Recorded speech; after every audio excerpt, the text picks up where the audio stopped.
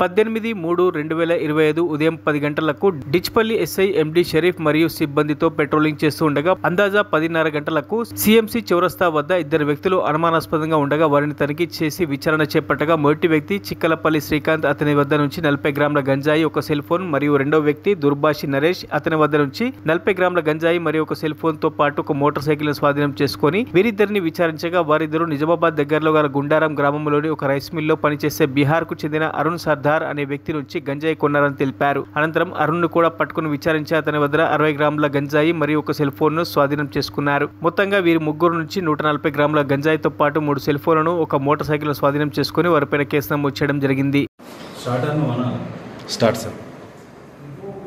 ఈరోజు ఉదయం 10:30 గంటలకు డిచ్పల్లి ఎస్ఐ షరీఫ్ గారు తన సిబ్బందితో పెట్రోలింగ్ నిర్వహిస్తుండగా సిఎంసి దగ్గర వెళ్తుండగా ఇద్దరు వ్యక్తులు అనుమానాస్పదంగా ఉండగా వాళ్ళను విచారించగా అందులో ఒక వ్యక్తి పేరు చిక్కులపల్లి శ్రీకాంత్, అతని దగ్గర 40 గ్రాముల గంజాయి ప్యాకెట్ దొరికింది.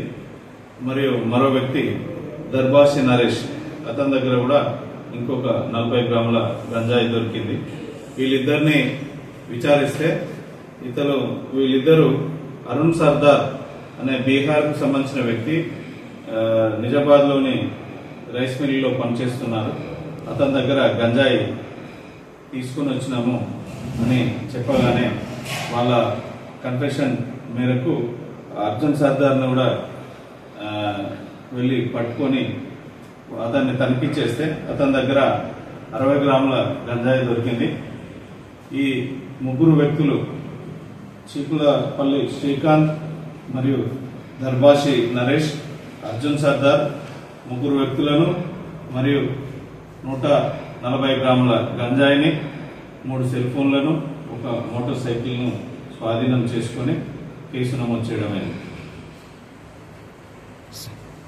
మరిన్ని అప్డేట్స్ కోసం మా ఛానల్ ని సబ్స్క్రైబ్ చేయండి.